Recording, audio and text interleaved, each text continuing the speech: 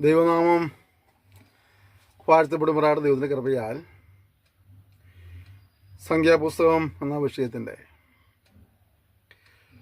11-ാമത്തെ സെക്ഷനിൽ പ്രവേശിപ്പാനായിട്ട് ദൈവം നമ്മെ സഹായിച്ചതോർത്ത് ഞാൻ ദൈവത്തെ സ്തുതിക്കുന്നു, സ്തോത്രം ചെയ്യുന്നു.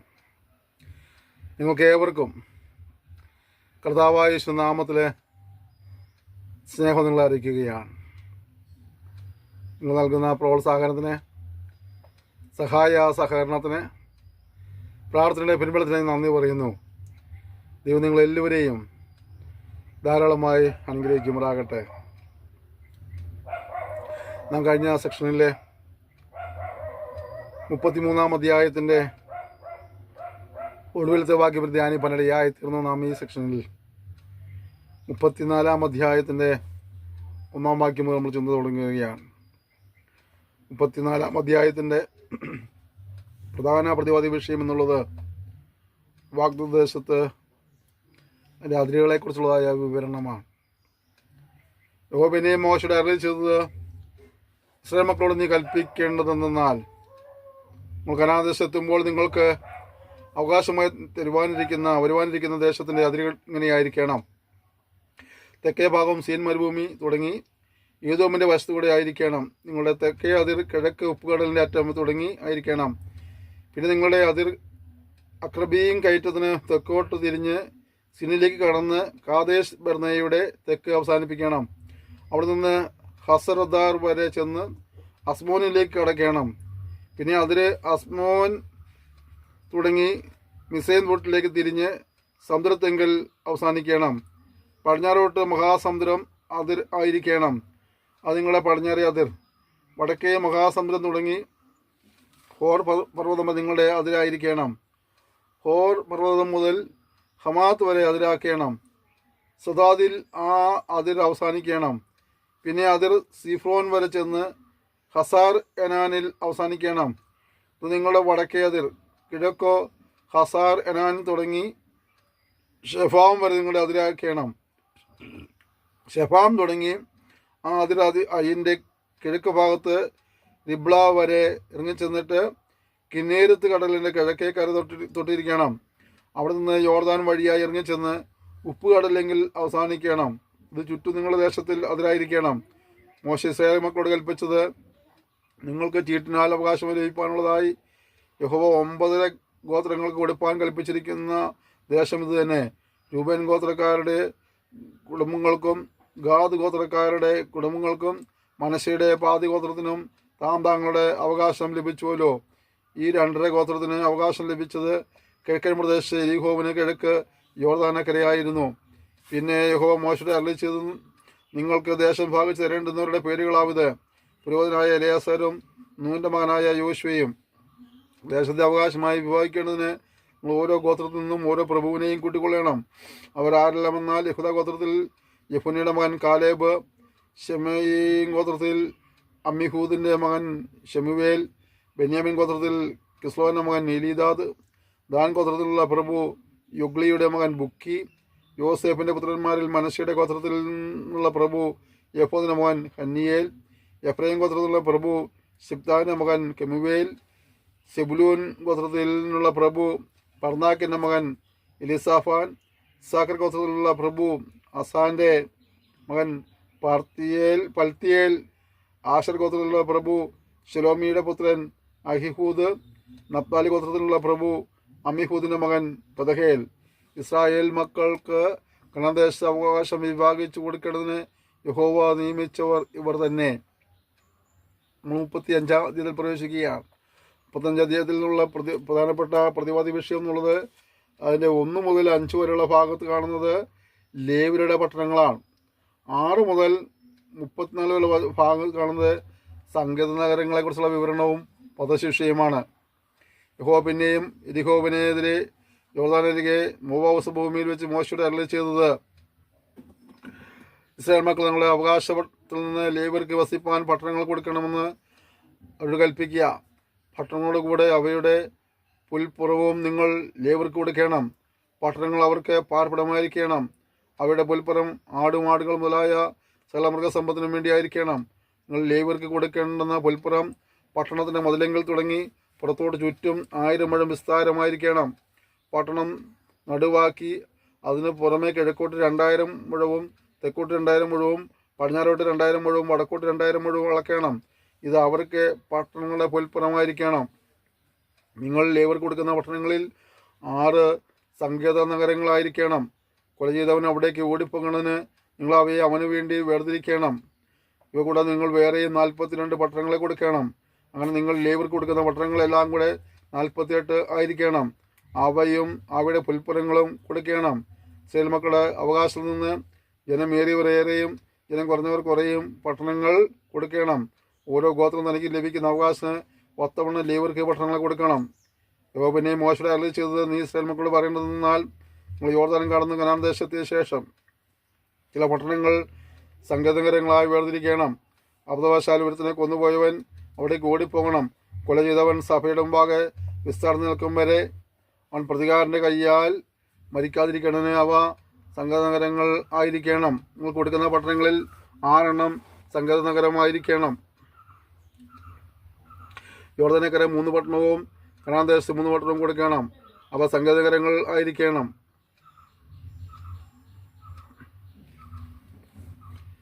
എന്തിനുള്ള സങ്കേതനഗരം എന്തിനാണ്?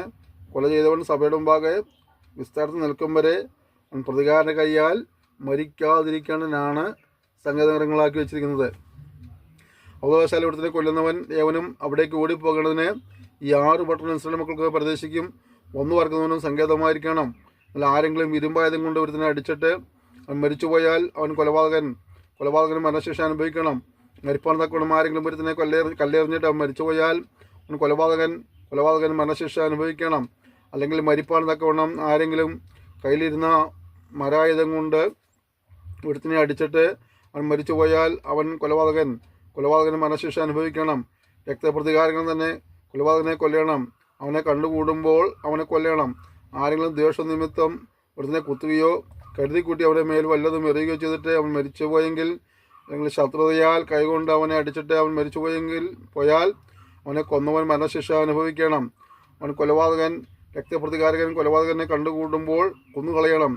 ആരെങ്കിലും ശത്രുത കൂടാതെ പെട്ടെന്ന് ഒരുത്തിനെ കുത്തുകയോ കരുതാതെ വല്ലതും അവൻ്റെ മേൽ എറിഞ്ഞു പോകുകയോ അവന് ശത്രുവായിരിക്കാതെയും ദോഷം വിചാരിക്കാതെയും അവൻ മരിപ്പാൻ തക്കവണ്ണം അവനെ കാണാതെ കല്ലെറിയുകയോ ചെയ്തിട്ട് അവൻ മരിച്ചുപോയാൽ കൊല ചെയ്തവനും രക്തപ്രതികാരകനും മധ്യേ ന്യായങ്ങളെ അനുസരിച്ച് സഭ വിധിക്കണം. കൊല ചെയ്തവനെ സഭ രക്തപ്രതികാരൻ്റെ കയ്യിൽ നിന്ന് രക്ഷിക്കണം. അവൻ ഓടിപ്പോയിരുന്ന സങ്കേതനഗരത്തിലേക്ക് അവനെ മടക്കി അയക്കണം. വിശുദ്ധത്താൽ അഭിഷിക്തനായ മഹാപുരോഹിതന്റെ മരണം വരെ അവൻ അവിടെ പാർക്കണം. എന്നാൽ കൊല ചെയ്തവൻ ഓടിപ്പോയിരുന്ന സങ്കേതനഗരത്തിൻ്റെ അതിർ വിട്ട് പുറത്തു വരികയും അവൻ്റെ സങ്കേതനഗരത്തിൻ്റെ അതിരിനെ പുറത്തു വെച്ച് കണ്ട് രക്തപ്രതികാരം കൊല ചെയ്തവനെ കൊല്ലുകയും ചെയ്താൽ അവൻ രക്തപാതകമില്ല. അവൻ മഹാപുരോഹിതൻ്റെ മരണം വരെ സങ്കേതനഗരത്തിൽ പാർക്കേണ്ടതായിരുന്നു. എന്നാൽ കൊല ചെയ്തവന് മഹാപുരോഹിതൻ്റെ മരണശേഷം തൻ്റെ അവകാശ ഭൂമിയിലേക്ക് മടങ്ങിപ്പോകാം. നിങ്ങൾക്ക് തലമുറയായി നിങ്ങളുടെ സ്ഥലവാസസ്ഥലങ്ങളിലും ന്യായവിധിക്കുമുള്ള പ്രമാണമായിരിക്കണം. ആരെങ്കിലും ഒരുത്തനെ കൊന്നാൽ കൊലപാതകൻ സാക്ഷികളുടെ വാമൊഴി പ്രകാരം മരണശിക്ഷ അനുഭവിക്കണമെന്നാൽ ഒരു മനുഷ്യന് നേരെ മരണശിക്ഷയ്ക്ക് ഏകസാക്ഷിയുടെ മൊഴി മതിയാകുന്നതല്ല. മരണയോഗ്യനായ കൊലപാതകൻ്റെ ജീവന് വേണ്ടി നിങ്ങൾ വീണ്ടെടുപ്പ് വില വാങ്ങരുത്. അവൻ മരണശിക്ഷ തന്നെ അനുഭവിക്കണം. സങ്കേതത്തിലേക്ക് ഓടിപ്പോയാൽ പുരോഹിതൻ്റെ മരണത്തിന് മുമ്പേ നാട്ടിൽ മടങ്ങി വന്ന് പാർക്കേണ്ടതിനും നിങ്ങൾ വീണ്ടെടുപ്പ് വില വാങ്ങരുത്. പാർക്കുന്ന ദേശം അങ്ങനെ അശുദ്ധമാക്കരുത്. രക്തം ദേശത്തെ അശുദ്ധമാക്കുന്നു. ദേശത്തിൽ ചൊരിഞ്ഞ രക്തത്തിനു വേണ്ടി രക്തം ചൊരിയിച്ചവൻ്റെ രക്തത്താൽ അല്ലാതെ ദേശത്തിന് പ്രായശ്ചിത്തം സാധ്യമല്ല. അതുകൊണ്ട് ഞാൻ അധിവസിക്കുന്ന നിങ്ങളുടെ പാർപ്പിടമായ ദേശം അശുദ്ധമാക്കരുത്. ഇസ്രായേൽ മക്കളുടെ മധ്യേ യഹോവയായി ഞാൻ അധിവസിക്കുന്നു. കണ്ടു ഇവിടെ. അതുകൊണ്ട് ഞാൻ അധിവസിക്കുന്ന നിങ്ങളുടെ പാർപ്പിടമായ ദേശം അശുദ്ധമാക്കരുത്. ഇസ്രായേൽ മക്കളുടെ മധ്യേ യഹോവയായി ഞാൻ അധിവസിക്കുന്നു. ദൈവത്തിൻ്റെ വ്യവസ്ഥ എന്താണ്? ഞങ്ങളുടെ മധ്യ അധിവസിക്കുന്നു. ഞങ്ങളുടെ മധ്യ വസിക്കുന്നത് കൊണ്ട് ഞാൻ വസിക്കുന്ന ദേശം നിങ്ങൾ അശുദ്ധമാക്കരുത്. ഇവിടെ നമ്മൾ ഓരോരുത്തരും ദൈവത്തിൻ്റെ മന്ദിരങ്ങളാണ്. മന്ദിരങ്ങളായ നമ്മെ അശുദ്ധമാക്കാതെ വിശുദ്ധിയിൽ ദൈവപ്രമാണത്തിൽ സൂക്ഷിക്കുക എന്നുള്ളത് നമ്മുടെ ഓരോരുത്തരെയും ഉത്തരവാദിത്വമാണ്. പലപ്പോഴും നമുക്ക് സംഭവം എന്താണെന്നറിയാവോ? ഇവിടെ ദൈവം വസിക്കുന്നുണ്ട് എന്നുള്ളതായ ബോധ്യം നമുക്ക് നഷ്ടപ്പെടുകയാണ്. നമ്മുടെ ഇഷ്ടപ്രകാരമൊക്കെ ജീവിക്കുവാനായിട്ട് മുമ്പിൽ കൊള്ളുകയാണ്. എന്നാൽ ദൈവത്തിന് പരിശുദ്ധാത്മാവ് ഓർമ്മിപ്പിക്കുന്നത് ദൈവം വസിക്കുന്ന മന്ദിരമായതുകൊണ്ട് ഇത് വിശുദ്ധിയിൽ സൂക്ഷിക്കണം എന്നുള്ളതാണ്. നമ്മളെല്ലാവോളം നമ്മുടെ ജീവിതത്തെ സൂക്ഷിപ്പാൻ, ക്രിസ്തുവിന്റെ വിശ്വസ്തയോടെ ദൈവത്തെ സ്നേഹിപ്പാൻ ഈ വിഷയം പഠിക്കുമ്പോൾ, ഈ പാഠം പഠിക്കുമ്പോൾ നമ്മെ സമർപ്പിക്കുവാനായി സഹായിക്കുമാറാകട്ടെ. ഏതെങ്കിലും നിലകളിൽ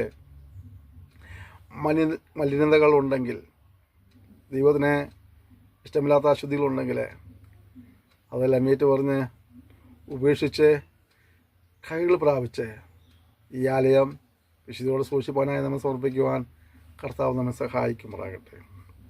36 അധ്യായത്തിൽ പ്രവേശിക്കുകയാണ്. 36 അധ്യായത്തിൻ്റെ പ്രധാന പ്രതിവാദി വിഷയം എന്നുള്ളത് വിവാഹിതരായ പുത്രിമാർക്കുള്ള അവകാശങ്ങളെക്കുറിച്ചാണ്. നമുക്ക് ധ്യാനിപ്പം കർത്താവ് സഹായിക്കട്ടെ. യോസഫിൻ്റെ മക്കളുടെ കുടുംബങ്ങളിൽ മനശ്ശയുടെ മകനായ മാഖീരിൻ്റെ മകനായ ഗിലെയാദിൻ്റെ മക്കളുടെ കുടുംബത്തിലവന്മാർ അടുത്തു വന്ന് മോശയുടെയും ഇസ്രായേൽ മക്കളുടെയും ഗോത്രപ്രധാനികളായ പ്രഭുക്കന്മാരുടെയും മുമ്പാകെ പറഞ്ഞത്, ഇസ്രായേൽ മക്കൾക്ക് ദേശം ചീട്ടിട്ട് അവകാശമായി കൊടുപ്പാൻ യഹോവ യജമാനോട് കൽപ്പിച്ചു. ഞങ്ങളുടെ സഹോദരനായ സെലോഫഹാദിൻ്റെ അവകാശം അവരുടെ പുത്രിമാർക്ക് കൊടുപ്പാൻ യജമാന് യഹോവയുടെ കൽപ്പനയുണ്ടായി. എന്നാൽ അവർ ഇസ്രായേൽ മക്കളുടെ മറ്റ് ഗോത്രങ്ങളിലെ പുരുഷന്മാരിൽ വല്ലവർക്കും ഭാര്യമാരായാൽ അവരുടെ അവകാശം ഞങ്ങളുടെ പിതാക്കന്മാരുടെ അവകാശത്തിൽ നിന്ന് വിട്ടുപോകുകയും അവർ ചെയ്യുന്ന ഗോത്രത്തിൻ്റെ അവകാശത്തോടെ കൂടുകയും ചെയ്യും. ഇങ്ങനെ അത് ഞങ്ങളുടെ അവകാശത്തിൽ ഓഹരിയിൽ നിന്ന് പോകും. ഇസ്രായേൽ മക്കളുടെ യോബേൽ സംബന്ധിച്ച് വരുമ്പോൾ അവരുടെ അവകാശം അവർ ചെയ്യുന്ന ഗോത്രത്തിൻ്റെ അവകാശത്തോടെ കൂടുകയും അങ്ങനെ അവരുടെ അവകാശം ഞങ്ങളുടെ പിതൃഗോത്രത്തിൻ്റെ അവകാശത്തിൽ നിന്ന് വിട്ടുപോവുകയും ചെയ്യും. അപ്പോൾ മോശ യഹോവയുടെ വചനപ്രകാരം ഇസ്രായേൽ മക്കളോട് കൽപ്പിച്ചത് യോസഫിൻ്റെ പുത്രന്മാരുടെ ഗോത്രം പറഞ്ഞത് ശരി തന്നെ. യഹോവ സെലോഫഹദിൻ്റെ പുത്രിമാരെ കുറിച്ച് കൽപ്പിക്കുന്ന കാര്യം എന്തെന്നാൽ, അവർ തങ്ങൾക്ക് ബോധിച്ചവർക്ക് ഭാര്യമാരായിരിക്കട്ടെ, എങ്കിലും നിങ്ങളുടെ പിതൃഗോത്രത്തിലെ കുടുംബത്തിലുള്ളവർക്ക് മാത്രമേ ആകാവൂ. ഇസ്രായേൽ മക്കളുടെ അവകാശം ഒരു ഗോത്രത്തിൽ നിന്ന് മറ്റൊരു ഗോത്രത്തിലേക്ക് മാറരുത്. ഇസ്രായേൽ മക്കളിൽ ഓരോരുത്തൻ താൻ പിതൃഗോത്രത്തിൻ്റെ അവകാശത്തോടെ ചേർന്നിരിക്കണം. ഇസ്രായേൽ മക്കൾ ഓരോരുത്തൻ താൻ പിതാക്കന്മാരുടെ അവകാശം കൈവശമാക്കുന്നതിന് ഇസ്രായേൽ മക്കളുടെ യാതൊരു ഗോത്രത്തിലും അവകാശം ലഭിക്കുന്ന ഏത് കന്യകയും പിതൃഗോത്രത്തിലെ ഒരു കുടുംബത്തിൽ ഒരുത്തിന് ഭാര്യയാകണം. അങ്ങനെ അവകാശം ഒരു ഗോത്രത്തിൽ നിന്ന് മറ്റൊരു ഗോത്രത്തിലേക്ക് മാറാതെ ഇസ്രായേൽ മക്കളുടെ ഗോത്രങ്ങളിൽ ഓരോരുത്തൻ താൻ്റെ അവകാശത്തോടും ചേർന്നിരിക്കണം. യഹോവ മോശയോട് കൽപ്പിച്ചതുപോലെ സെലോഫോഹദിൻ്റെ പുത്രിമാർ ചെയ്തു. സെലോഫോഹാദിൻ്റെ പുത്രിമാരായ മഹള, തിർസ, ഹൊഗ്ല, മിൽക്ക, നോവ എന്നിവർ തങ്ങളുടെ അപ്പൻ്റെ സഹോദരന്മാരുടെ പുത്രന്മാർക്ക് ഭാര്യമാരായി. യോസഫിന്റെ മകനായ മനശ്ശയുടെ പുത്രന്മാരുടെ കുടുംബങ്ങളിൽ അവർ ഭാര്യമാരാകുകയും അവരുടെ അവകാശം അവരുടെ പിതൃകുടുംബത്തിൻ്റെ ഗോത്രത്തിൽ തന്നെ ഇരിക്കുകയും ചെയ്തു. യഹോവനെതിരെ യോർദാനരികെ മോവാബ് സമഭൂമിയിൽ വെച്ച് യഹോവ മോശ മുഖാന്തരം ഇസ്രായേൽ മക്കളോട് കൽപ്പിച്ച കൽപ്പനകളും വിധികളും ഇവ തന്നെ. കൃപയാൽ നമ്മൾ സംഖ്യാപുസ്തകത്തിൻ്റെ ഒടുവിലത്തെ അധ്യായത്തിൻ്റെ ഒടുവിലത്തെ വാക്യത്തിൽ വന്നിരിക്കുകയാണ്. നമുക്ക് പല കാര്യങ്ങളും ഈ പുസ്തകം പഠിപ്പാൻ ഇടയായിത്തീർന്നു. സംഖ്യാപുസ്തകം അവരെ കർത്താവ് മരുഭൂമി നടത്തിയതിൻ്റെ വിവരണങ്ങളോടുകൂടിയാണ് തുടങ്ങുന്നതും അതിലൂടെ തുടരുന്നതൊക്കെ അങ്ങനെ തന്നെയാണ്. ആ അധ്യായങ്ങളിൽ നമ്മൾ അവരുടെ ജനസംഖ്യയെക്കുറിച്ചുള്ളതായ ഒരു കാര്യങ്ങൾ പഠിച്ചു. ഗോത്ര സജ്ജീകരണങ്ങൾ പഠിച്ചു. ലേവ്യരുടെ എണ്ണവും അവരുടെ ചുമതലകളെക്കുറിച്ച് പഠിക്കേണ്ടതായിത്തീർന്നു. ശുദ്ധീകരണവും കുറ്റസമ്മതവും പഠിക്കേണ്ടതായിത്തീർന്നു. സംഘസംബന്ധമായ നിയമങ്ങളെക്കുറിച്ച് പഠിക്കേണ്ടതായിത്തീർന്നു. നാസറി ഉദസ്ഥൻ എങ്ങനെയായിരുന്നു കാര്യങ്ങൾ പഠിക്കേണ്ടതായിത്തീർന്നു. പ്രഭുക്കന്മാരുടെ വഴിപാടുകളെക്കുറിച്ചുള്ളൊരു വിവരണം നമുക്ക് ലഭിച്ചു. സമാഗമന കൂടാരത്തിലെ ശുശ്രൂഷയെക്കുറിച്ചുള്ളൊരു വിവരണം നമുക്ക് ലഭിച്ചു. പെസഹ, മേഘം, വെള്ളിക്കാഹളങ്ങൾ എന്നിവയെക്കുറിച്ചുള്ളൊരു വിശദീകരണം നമുക്ക് ലഭിക്കേണ്ടതായിത്തീർന്നു. മോവാബ് സമഭൂമിയിലെ ഉള്ളവരുടെ പ്രയാണത്തെക്കുറിച്ച് പഠിക്കേണ്ടതായിത്തീർന്നു. സിനൈ മരുഭൂമിയിൽ നിന്നുള്ള പുറപ്പാടും നമുക്ക് മനസ്സിലാക്കി. പാളത്തിലെ പിറുവിറുപ്പ്, ശിക്ഷ, അഹ്റോൻ്റെയും മിരിയാമിൻ്റെയും പിറുവിറുപ്പ്, ഭക്തദേശം ഉറ്റുനോക്കാൻ പോയവർ അവരെക്കുറിച്ചുള്ള ചരിത്രങ്ങൾ, പലവിധമായ നിയമങ്ങൾ, പിന്നെ കോരഹിൻ്റെ അതിക്രമങ്ങൾ, ലേവ്യർക്കുള്ള നിർദ്ദേശങ്ങൾ, മോശയുടെ വീഴ്ച, അഹ്റോൻ്റെ മരണം, താമ്ര സർപ്പം, മോവാബ് സമഭൂമിയിലെ സംഭവങ്ങൾ, ബിലിയാമിൻ്റെ ചരിത്ര വിവരണങ്ങൾ, ബാലാക്കിൽ നിന്ന് ബിലിയാമിന് ലഭിച്ച ക്ഷണം, ബിലിയാമിൻ്റെ സുഭാഷിതം, ബിലിയാമിൻ്റെ വഞ്ചന, രണ്ടാമത്തെ ജനസംഖ്യാ എടുപ്പ്, പുത്രിമാരുടെ അവകാശ നിയമങ്ങൾ, മോശയുടെ പിൻഗാമിയായ മോശയെക്കുറിച്ചുള്ള വിവരണങ്ങൾ, വഴിപാടുകളും നേർച്ചകളും, വിദ്യാന്വരുടെ നാശം, രൂപേൻ, ഗാദ്, മനശ്ശയുടെ പാതിഗോത്രം എന്നിവയുടെ അവകാശവാദങ്ങൾ, പാളയങ്ങളുടെ പുനരവലോകനം, വാഗ്ദത്തദേശത്തിൻ്റെ അതിരുകൾ, ലേവ്യരുടെ പട്ടണങ്ങൾ, സംഘനഗരങ്ങളും വധശിക്ഷയും, വിവാഹിതരായ പുത്രിമാർക്കുള്ള പാരമ്പര്യമായ അവകാശങ്ങൾ, ഇതെല്ലാം നമുക്ക് ഈ സംഖ്യാപുസ്തകത്തിലൂടെ മനസ്സിലാക്കേണ്ടതായി തീർന്നു. അവരുടെ 2 പ്രാവശ്യത്തെ ജനസംഖ്യ എടുപ്പിൽ രണ്ടാമത്തെ പ്രാവശ്യം എണ്ണിയപ്പോൾ വർധനവ് കാണേണ്ടതായിരുന്നു. പക്ഷേ അതിൽ കുറവ് സംഭവിച്ചു. കാരണം അവർ ദൈവത്തിൽ നിന്ന് അകന്നു പോയതിൻ്റെ ഫലമാണെന്നൊക്കെ എനിക്ക് പഠിക്കേണ്ടതായി തീർന്നു. നമ്മളിത് പഠിക്കുമ്പോൾ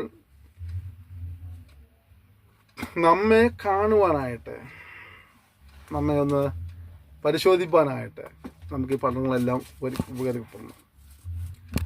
നാം ഇത് പഠിക്കുന്നതനുസരിച്ച് പഠിക്കുന്നത് ബന്ധപ്പെട്ട് നമ്മളിൽ വല്ല കുറവുകളും ഉണ്ടോ, നമുക്ക് എവിടെയെങ്കിലും തിരുത്തലുകൾ ആവശ്യമാണോ, ഇതൊക്കെ നമ്മൾ ചിന്തിക്കേണ്ടിയിരിക്കുന്നു. തിരുത്തലുകൾ ആവശ്യമാണെങ്കിൽ ആ തിരുത്തലുകൾ തിരുത്തുവാനായിട്ട് നമ്മൾ സമർപ്പിക്കേണ്ട കാര്യമാണ്. നമ്മൾ ഇനിയും സ്വീകരിക്കേണ്ട വല്ലതുമുണ്ടോ, ഇനി നമ്മൾ തിരസ്കരിക്കേണ്ട പല കാര്യങ്ങളുണ്ടോ, നമ്മൾ ദിവസം തീരുമാനങ്ങൾ ഉറച്ചു നിൽക്കാൻ കഴിയുന്നുണ്ടോ? ഒരുപക്ഷെ ഇസ്രായേൽ മക്കളുടെ പ്രമാണമായിരിക്കില്ല നമുക്കുള്ള പ്രമാണമെങ്കിൽ തന്നെയും തീരുമാനങ്ങൾ ഉറച്ചു നിൽക്കുക എന്നുള്ളതും നമ്മെ തന്നെ സൂക്ഷിക്കുക എന്നുള്ളതും ദൈവത്തെ ഭയപ്പെട്ട് ജീവിക്കുക എന്നുള്ളതൊക്കെ പൊതുവായ പ്രമാണ നിയമങ്ങൾ തന്നെയാണ്.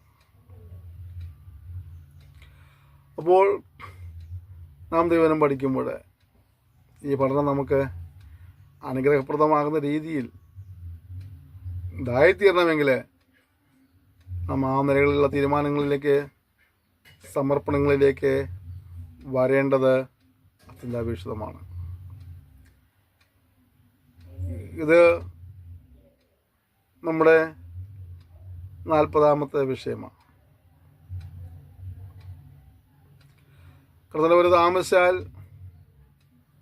നമ്മൾ അടുത്ത സെക്ഷൻ മുതൽ 41ാമത്തെ നമ്മുടെ വിഷയം നമ്മൾ പഠിച്ചു തുടങ്ങുകയാണ്. നിശ്ചയമായും കർത്താവ് താമസിക്കുകയും ദൈവം ഞങ്ങൾക്ക് ആയുസ്സും ആരോഗ്യം തരികയും ചെയ്യുന്നെങ്കിൽ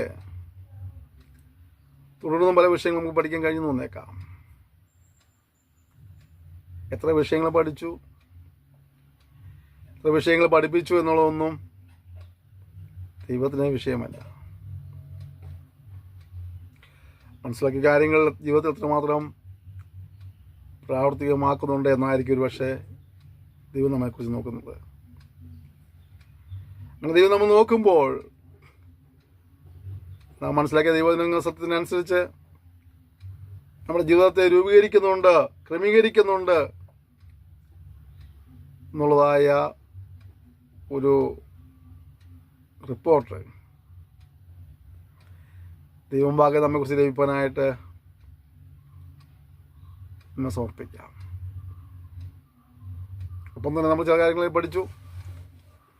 കുറേ കാലം നമുക്ക് അറിവുള്ള കാര്യങ്ങളായിരിക്കാം, ചിലത് നമുക്ക് പുതിയ കാര്യങ്ങളായിരിക്കാം, പക്ഷെ ഒന്നും പുതുതായിട്ട് ലഭിച്ചിട്ടില്ലായിരിക്കാം. ആയിക്കോട്ടെ, നിങ്ങൾ മനസ്സിലാക്കിയ കാര്യങ്ങൾ മറ്റുള്ളവരെ പഠിപ്പിക്കുവാൻ ഉത്സാഹിക്കുക. ദൈവവചനത്തെ ദേശം നിറയ്ക്കുക.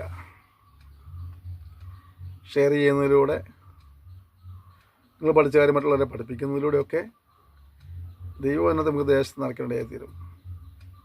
നമ്മുടെ ആത്യന്തികമായ ലക്ഷ്യമെന്നുള്ളത് വല്ല വിധേനയും കത്തുന്ന തീയിൽ നിന്ന് ചില കൊള്ളികളെ കൂടെ വലിച്ചെടുത്ത് രക്ഷിക്കുക എന്നുള്ളതാണ്.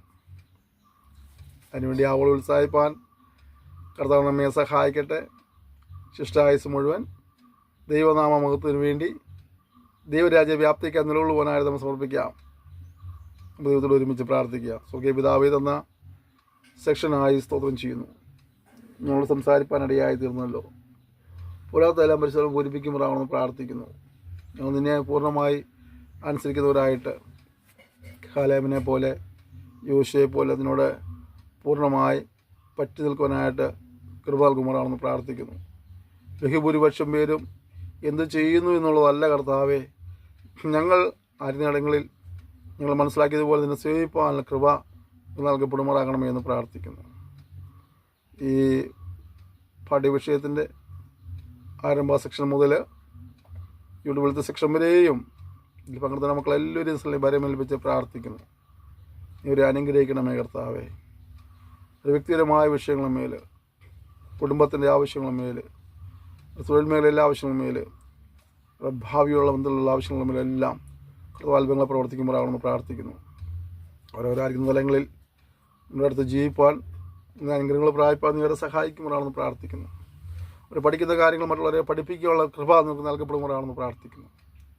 ഈ സമൂഹത്തെ അവിടുന്ന് അധികാരത്താൽ പിതാവിൻ്റെയും പുത്രൻ്റെയും പരിശുദ്ധാത്മാവിൻ്റെ നാമത്തിൽ അതിനെ അനുഗ്രഹിച്ച് പ്രാർത്ഥിക്കുന്നു. ആത്മീയമായി, ഭൗമികമായി, ശാരീരികമായി ഒരു അഭിവൃദ്ധി പ്രാപിക്കുന്ന തോതിയുമായി സഹായിക്കണം പ്രാർത്ഥിക്കുകയാണ്. മനുഷ്യന് വലിയ കൃപയ്ക്കായി സ്തോത്രം. നമ്മുടെ നാമത്തെ പിന്നെയും മഹത്വപ്പെടുത്തിയാട്ടെ. തുടർന്നും വചനങ്ങൾ പഠിക്കുവാനും പഠിപ്പിക്കും കൃപ നൽകുമാറാണെന്ന് പ്രാർത്ഥിക്കുന്നു. അതിലൂടെ എല്ലാം അങ്ങയുടെ നാമം മഹത്വപ്പെടുവാൻ ഈ രാജ്യവ്യാപ്തി ഇത് കാരണത്തിൽ സഹായിക്കണമെന്ന് പ്രാർത്ഥിക്കുന്നു. കൃപയ്ക്കായി സ്തോത്രം. യേശുവിൻ നാമത്തിൽ തന്നെ ആമേൻ. ക്ഷമയോടെ ഈ സെക്ഷനുകളിൽ പങ്കെടുത്ത നിങ്ങളുടെ എല്ലാവരും നന്ദി പറയുകയാണ്. ഇത് നിങ്ങളെല്ലാവരും ധാരാളം അനുഗ്രഹിക്കുമ്പോഴാകട്ടെ. തുടർന്ന് ശുശ്രൂഷയോട് പ്രാർത്ഥിക്കണം, സന്ദേശങ്ങളിൽ പങ്കുവയ്ക്കണം. യൂട്യൂബ് ചാനലിൽ സബ്സ്ക്രൈബ് ചെയ്യാനായിട്ട് ഓർമ്മിപ്പിക്കുന്നു. അപ്പോൾ നിങ്ങളുടെ പ്രാർത്ഥനാ വിഷയങ്ങൾ ഞങ്ങളെ അറിയിച്ച് ഞങ്ങൾ നിങ്ങൾക്ക് വേണ്ടി പ്രാർത്ഥിക്കുന്നതായിരിക്കും. നിങ്ങളുടെ സഹകരണം പ്രതീക്ഷിക്കുന്നു. അതിന് ഓരോ താമസിച്ചാൽ നമുക്ക് അടുത്ത സെക്ഷനിൽ നമുക്കൊരു പുതിയ വിഷയം പഠിക്കുവാനായിട്ട് കർത്താവ് നമ്മെ സഹായിക്കട്ടെ. പ്രാർത്ഥനയായിരിക്കാം. എൻ്റെ കൂട്ടുകാരോടൊക്കെ ഈ പഠനത്തെക്കുറിച്ച് പറയുക, അവർ ദൈവനം പഠിക്കട്ടെ. നിങ്ങൾ സന്ദേശം പങ്കുവയ്ക്കുക, പ്രാർത്ഥിക്കുക. നമുക്കൊരുമിച്ച് ദൈവപ്രകാരം ജീവിക്കാനുഗ്രഹങ്ങൾ പ്രാപിപ്പാൻ കർത്താവ് എല്ലാവരെയും സഹായിക്കുമാറാകട്ടെ. നിങ്ങളുടെ പ്രോത്സാഹനം, പ്രാർത്ഥനയുടെ പിൻബലം എല്ലാവരും നന്ദി പറയുന്നു. Thank you. May God bless you.